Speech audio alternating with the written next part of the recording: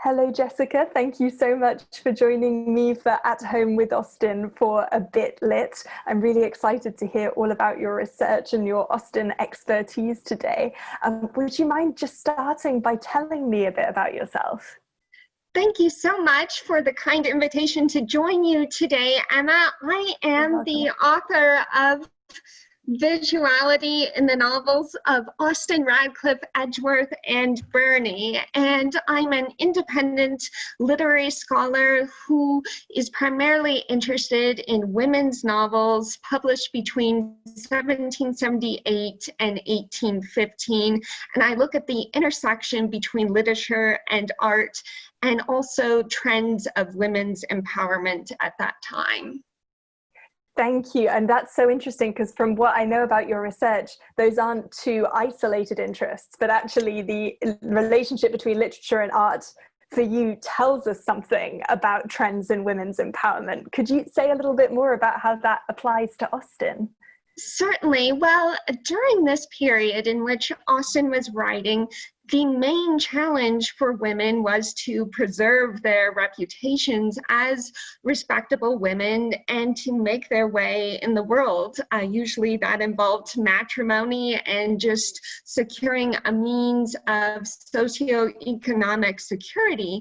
However, there are many forces at play, in particular, the limitations imposed on women and the tension between women as viewer and women as object on view. And this is what I find to be a particularly fascinating intersection between literature and art, because we see the ways in which women had to look or were able to look and how that relates to what they could express verbally and how they were able to navigate those tensions diplomatically through the use of visuality, which goes beyond the limits of language and the limits of the seeable, visible world, by empowering a continuum linking the visual and the verbal in a way that allowed for a degree of rhetorical freedom. That's really interesting. So when you use the term visuality, you're sort of thinking of images, but also the act of drawing and painting and how they help women Exactly. to speak or think. It's very much a methodology in Austen's work and also in the fiction of her contemporaries. So it was very much a language that was culturally understood, and that was what enabled it to function. And by visuality, I also mean references to the gaze, analogs of character, and just acceptable ways of self-expression and looking at the world. And so you mentioned the gaze and that you're talking about, I suppose, the female gaze as opposed to the male gaze. And I feel like everyone's very familiar with the male gaze as a gaze that sort of objectifies women or views women as in a sort of sexualized way. What is the female gaze like in this period? Well, I find this particularly fascinating because, as I mentioned, one of the challenges at this time for women in literature and in life was to preserve their reputations as respectable women, and that necessarily involved acceptable ways of looking. And so there is a definite correlation between portraiture, the visual and the verbal sketch. During this period, because Austen, for instance, uses the intersection of portraiture and architecture as independent but interconnected surfaces of the self that enable her women to study a man's character by looking directly at an artist's interpretation of him or nature's projection of him. So, for instance, in Pride and Prejudice, Elizabeth Bennet cites not only Mr. Darcy's portrait, which is hanging in the picture gallery, but she declares that her affections toward Darcy change by her experience at Pemberley. And there's this correspondence between inner and outer beauty that resonates between the portrait of Mr. Darcy and his landscape at Pemberley. And during this period, physiognomy was very much in vogue, and it was a means of describing and interpreting character that transcended. Just to pause you for a second, sorry. So physiognomy being the idea that you can look at someone's outer appearance and therefore get a sense of their inner nature, that someone's face expresses themselves. Yeah, how interesting. So whereas the Victorian period preferred fixation with detail and opacity to transparency, during Austen's time, physiognomy and this almost correlation between inner and outer appearances, which involved the silhouette, for instance, and also architecture and the treatment of nature. All of those were telling reflections and projections of character that enabled women in particular to read characters through other surfaces. So the point where Lizzie Bennet says about Mr. Darcy that she first fell in love with him when she saw his beautiful grounds at Pemberley, and it's sort of a funny moment of sort of, is she marrying him for his money? Does she love him for the house? But your way of reading this also shows us that she sees a truth about Mr. Darcy because she sees his portrait and finds him attractive. She sees his grounds and finds them beautiful. And those things show her how beautiful his nature is. Exactly. And there's this correspondence between looking at his grounds and looking from within Pemberley House and out onto the grounds. And every view confirms her new kind of shift in prejudice. It goes from a prejudice against Mr. Darcy to a prejudice for someone with such views and values. And he improves his estate to his sister's liking. So there is very much this kind of view of him and his treatment of women that I think really shows how Austen empowers the female gaze, and it is a way for her characters to determine their own free will within all of these strictures imposed on them. And it is kind of what ultimately creates the obstinate, headstrong girl at the end that is the Lizzie Bennet that we all, I think, should want to be, and to really be true to ourselves. And in seeing oneself clearly, Austen emphasizes we're able to see others clearly. And so that is how Austen shifts views and values of her characters and aligns them with someone who is compatible with them. So it is very much a marriage based on companionship and to many in many ways equality, if you will, because it is very much the choice of her heroines as much as it is the choice for her heroes. Am I right in thinking that your research suggests that part of the freedom that Elizabeth Bennet ends up having to determine her choice and to have free will is to do with the fact that she can't, or she shouldn't be, looking at Mr. Darcy directly with a desiring gaze in this period, but she can look at these other visual representations of him? Is that right? Exactly. And through seeing Mr. Darcy through an artist's eyes, that acts as a means of perceptual substitution. So it's really the artist who has clarified her vision and interpretation of Mr. Darcy's character. And one thing that really struck me is that it is a Mrs. Reynolds who potentially could have been Sir Joshua Reynolds' younger sister, Mary, who was also an accomplished artist in her own right. But the fact that she acts as almost a tour guide, and she is kind of a connoisseur of character and of portraits, and she, for someone in her position to bestow such praise on Mr. Darcy, and meanwhile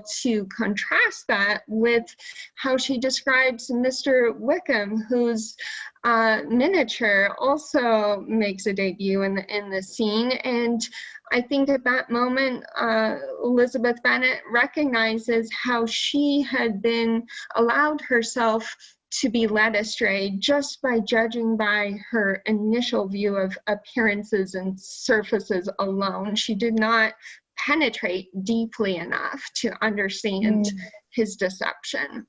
That's really interesting. So I suppose that links back to the idea of seeing clearly and not seeing clearly. Would you say that's a pattern in Austen's fiction? Do you get many heroines who both see through other visual signs, but who also don't see clearly what's in front of them? Exactly, and I think a classic example of this arises in Emma, and this is something that film adaptations certainly love to seize upon, but the actual portrait sitting scene with Emma as the artist and Harriet, and she uses her hazel eye, which, going back to the subject of physiognomy, Lavater, who was very much the person behind all of these theories, deemed that the hazel eye, which Austen also had a certain masculine strength to it. And so this is something that is very interesting, because her gaze is fixed on fixing Harriet's character so that she can set up a marriage with someone superior to a Mr. Robert Martin. And so she tries to fit her within a silhouette that is not her own. And Mr. Elton is the only one who views the resulting portrait as a striking likeness. I mean, he cannot remove his eyes from it.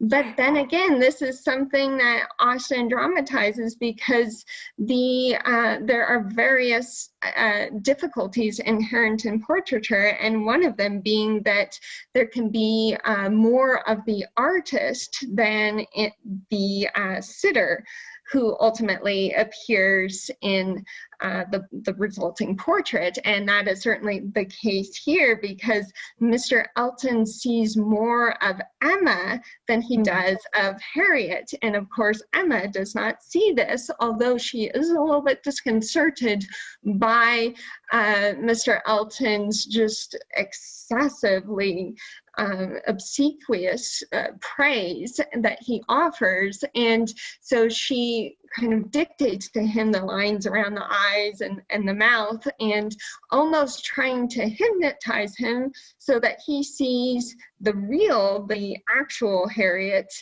as elegant as the portrait. And of course, Mr. Knightley sees very differently.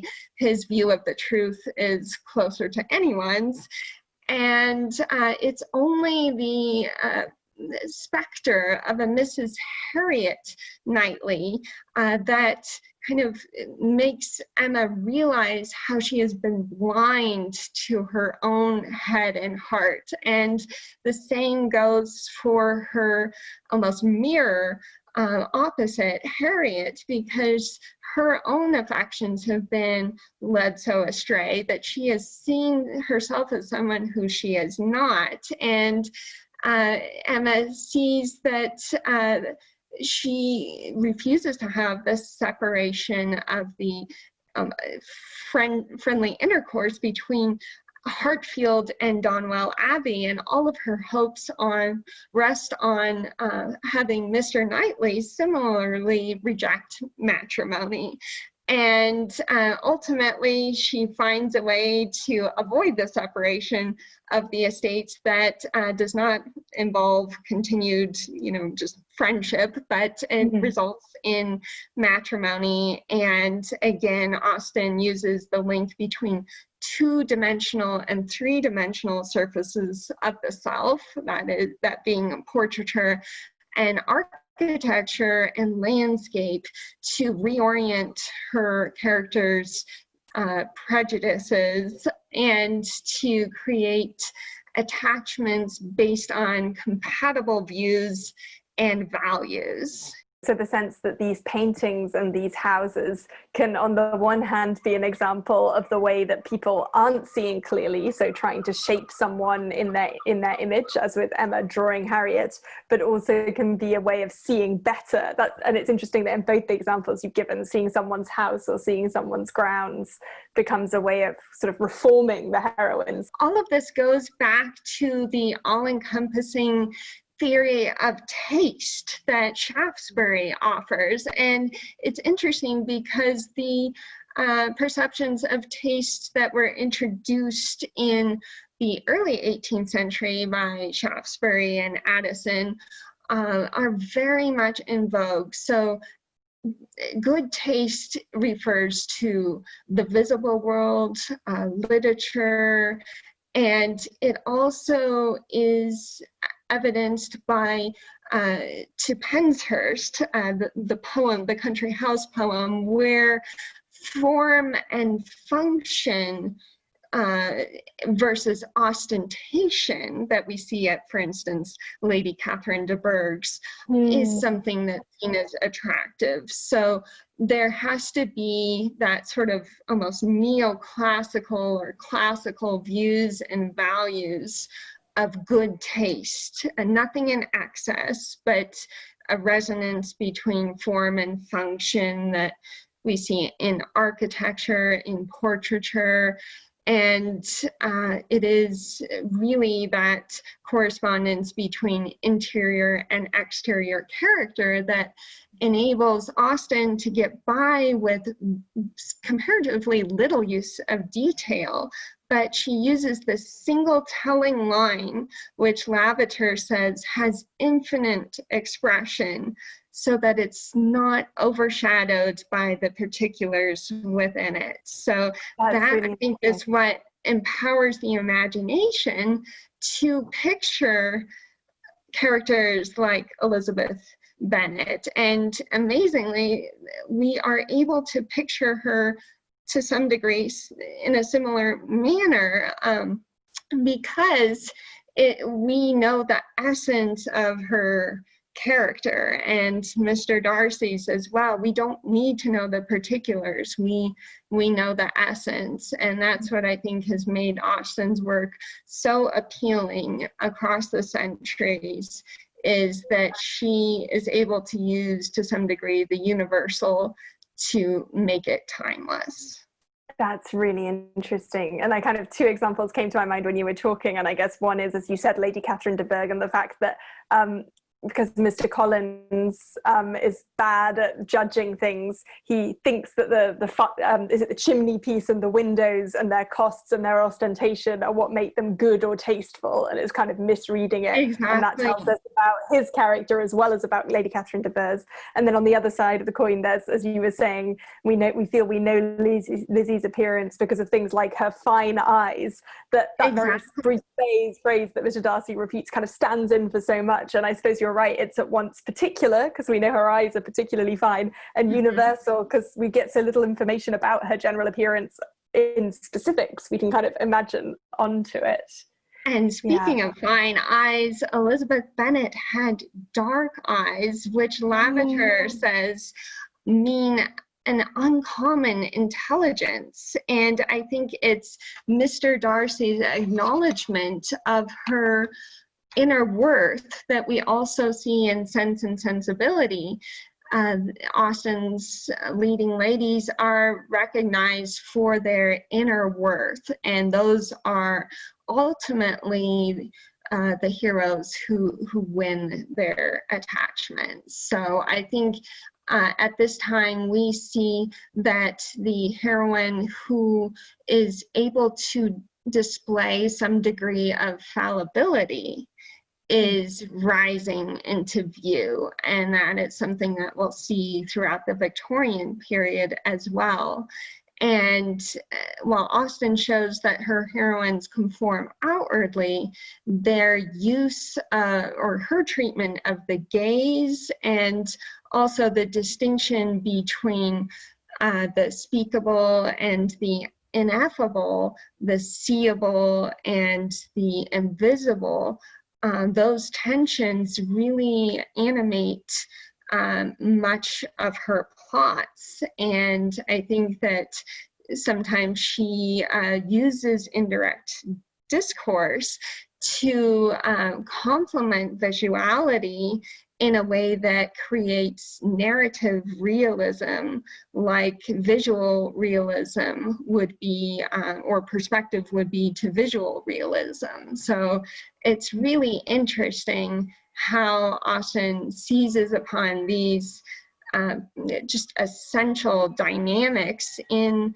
her surroundings and creates very plausible situations. And although her heroines really do focus on socioeconomic security, I mean, certainly we see in Sensibility the threat of the loss of the estate, and also Pride and Prejudice, that is a concern, but it's ultimately the power to create attachments with people based on similar views and values that prevails. And I could keep asking you questions about this all day, but sadly, I think we're getting to the point where I'll have to ask you my last couple of questions. One is, I don't know whether it's going to be an easy one or a hard one, but I'd just love to know, as you spent so long thinking about Austen and writing about Austen, do you have a favorite Austen novel?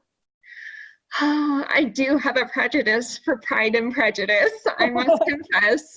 There's something just so genius to it that I think draws me back to it again and again, and also just the exemplary treatment of portraiture, architecture, landscape, and of course that flourish of the obstinate, headstrong girl that I identify with. Isn't quite the same in any other of Jane Austen's novels, so Pride and Prejudice it is. Wonderful, thank you, excellent answer. And I feel like I'm easily swayed, but I think Pride and Prejudice is definitely up there for me too. I don't know if it's quite number one, but it's, yeah, definitely number two, because it's, yeah, I love persuasion, so I can't be easily wooed away from persuasion. No, I'm easily persuaded to like persuasion as well, and also some of Jane Austen's juvenilia and Sanditon. That's what I'm turning my attention to next, because her use of architecture and portraiture still endures up until her last pages. And also when you look at the kind of verge of the rise of industry and modernity and how Austen treats that is very interesting. Yeah, oh, that sounds wonderful, and must also be so tantalizing to work on as well, to know that we only have some of it, and we can only imagine what happens after a certain point. Exactly. Wonderful. And then my final question is the very tricksy question that we ask everyone at the end of a video on A Bit Lit. So from your own personal viewpoint, what would you say, what is literature?